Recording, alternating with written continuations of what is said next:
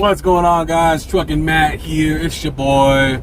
This is going to be my second video for today. I'm trying to catch up, man, and make some content for you guys. I'm about to eat some dinner. Actually, I'm making some Jono beans in the pressure cooker, so I'm going to eat that and eat some chicken. So, what do you call it? All right, so where I started years ago in flatbed, man. There was a guy, his name is Eugene, out of Glendale. He owns CWX Transportation. He schooled me on the whole game, man. He taught me everything I know, and I'm greatly appreciative of him. He put me on, man. He paid for my CDL. I had to pay him back, but he had faith in me that he was willing to invest in me to get my CDL and to get on the road and be a good driver, and that's exactly what I did. And I was with him for a while, and I learned a lot, man. For one, he didn't have no sissies on his roster. You know what I'm saying? All of his drivers were hardworking. He expected you to maximize your whole fucking day. And I like that. You know what I'm saying? I was a chef before I was a truck driver. So being a chef is, high stress, maximizing every fucking minute and second you have to do everything that, you don't have enough time in the day, basically. So you're maximizing every second of your fucking day as a chef. And same thing with trucking, man. You gotta time management. A lot of people, they fuck up their loads and shit because of that. They manage their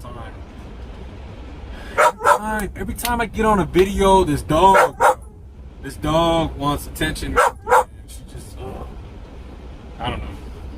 Anyways, so I had no idea about flatbedding, man. And flatbedding kicked my ass when I first started. I was throwing up, and it was the summertime when I first started, right around my birthday in August. Well, I started in like June, but I was on my own by July and all summer, and it kicked my ass, dude. Driving a manual truck. I had never driven a manual truck before that. So that was new to me. I was grinding gears there for a little bit, but hey, every new driver is. It ain't driven a fucking manual. You know what I'm saying? But so I was driving a Volvo. Had a lot of problems with that, but still, man, that little thing was a beast, man. We survived some Wyoming blizzards. If you ever been in Wyoming, going Elk Mountain on the 80 up there, dude, it's crazy. It's crazy, for real.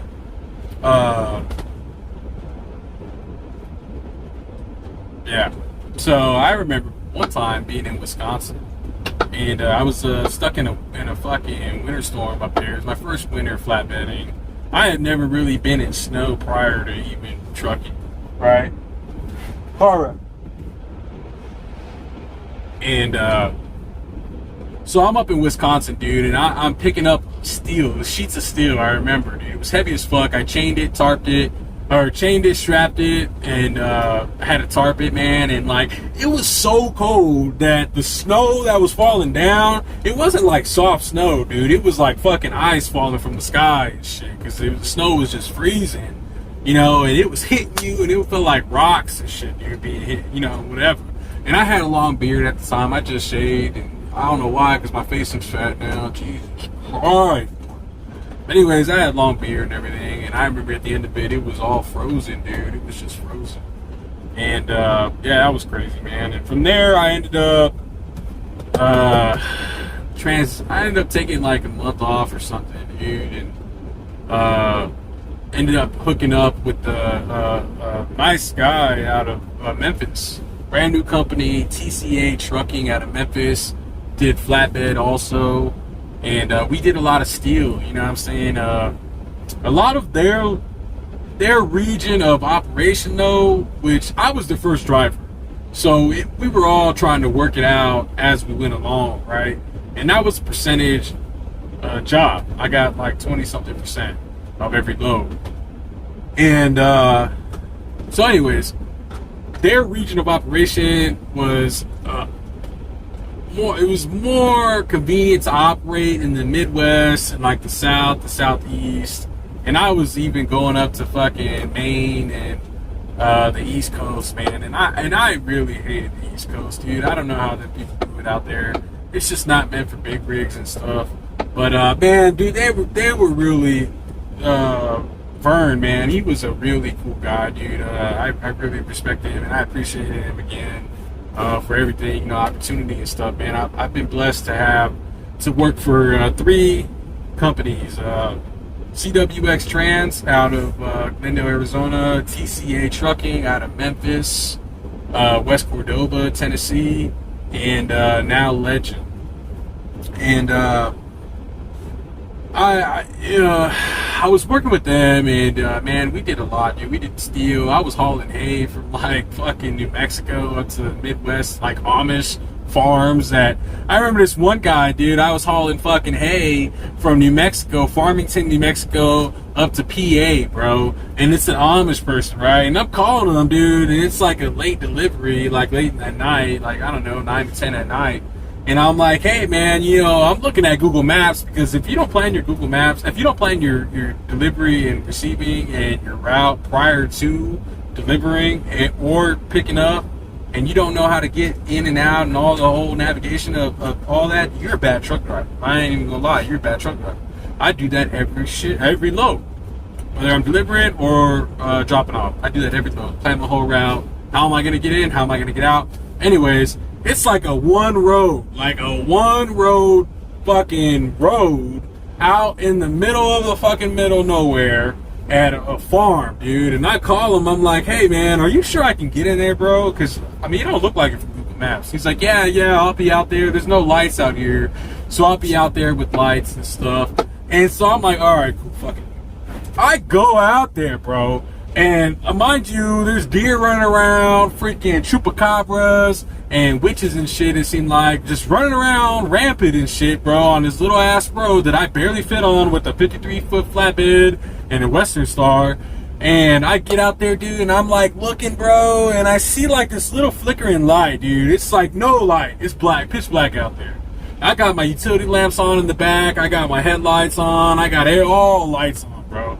And I see like this little flickering light, dude, and I'm like, oh, okay, that might be it up there. So I get up there, dude. The fucking dude is up there at the end of his drive with a lantern, bro. He had a lantern, bro. That was his light. He said, oh, yeah, I got lights, man, so you can back in. He had a lantern, bro. I was like, oh, my God, dog.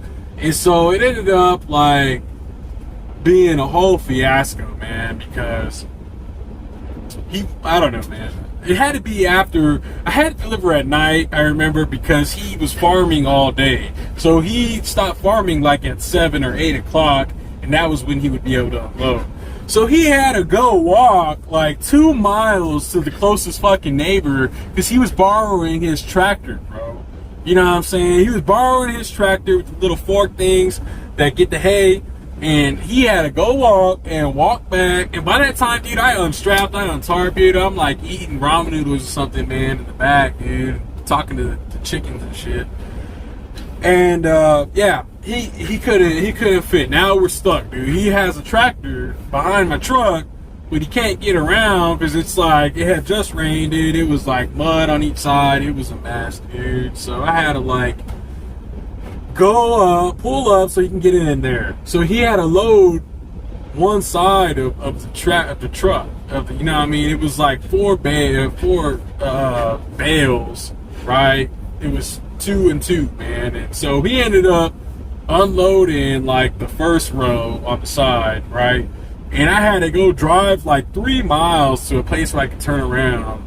And then I had to like figure out a way to turn around. Came back, he unloaded the first row on the other side, on the fucking passenger side now. So now we have to figure out how we're gonna get the center ones off. So he had to go and build this whole makeshift thing. It was just a fiasco. But yeah, shit like that's why I don't mess with the East Coast, man. You know, the New England and all that shit. But I did, you know, really like working for them. They were cool people. From there, the pandemic hit, man, and I had things going on back home, and you know, it was just chaos. You know, nobody knew what was happening with this whole Corona thing at the time, and ended up coming back home, and it was a hard transition. You know what I'm saying? I had been on the road now for a couple of years, and just being home every day was just weird. It was weird to me. I had more anxiety, you know, because when you're coming home from off the road, man, you have like anticipation. You're excited to be home, you know, this and that. You ain't been home in like weeks. But having that every day, it was just like too much for me, dude. If there was like a traffic jam, I'm like, oh, man, why are you idiots? I need to be home. I'm supposed to be up by now, you know, this and that. It was just like, nah, dude, it was just too much for me. I ended up hauling logs, dude. I went and hauled logs for this company out of Glendale also. Well, it was like Tulsa. We were hauling logs from northern Arizona down to this lumber place in Phoenix that were building pallets, and they were building pallets for the Corona thing, and they were building pallets so basically they could put all the medical supplies on and shit. So I was going, dude. It was long days, bro. It was long days. I'm not saying that we, you know, did or did not abide by, you know, DOT regulations with that place, but it was some long days. And I had never done nothing like that, bro. That was new to me too, hauling logs, man. So you go first day, dude. They're like, yeah, you know, you can follow me up there, the owner, and I'll show you how it works and stuff. So I get my first day, and I go pick up the truck from their little yard they have, and he's like a no-show. You know, and I'm fucking calling him, dude. It's like 4 in the morning, and he just sends me an address. It's not even an address. It's a pin on Google Maps, right? It's just like a little ping.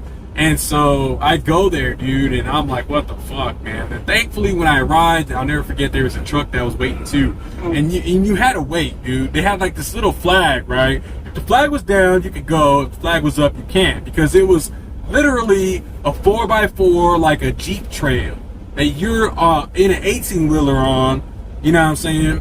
And you got this weird, crazy-ass trailer that was like this. It had like these arms like this, dude. They were just, I don't know, it was weird. So anyways, if you ended up going when there was already people back there, and you would end up meeting halfway, and you would literally have to reverse, bro, all the way back to this fucking little road that you would turn in on to go down this trail. And it was just chaos. So you're up there romping, bro. You're just romping, you know. You know, you're on a freaking a 4-wheel drive trail in a semi truck. So it was wild, bro. That was a wild ride, man. And that lasted a couple months. And I was getting paid probably like $1,700. Oh, horror. $1,700 a week there, and I got tired of that, man. I got tired of that. You know, the equipment was shitty. The people that we were hauling for, Southwest Forest is what they were called.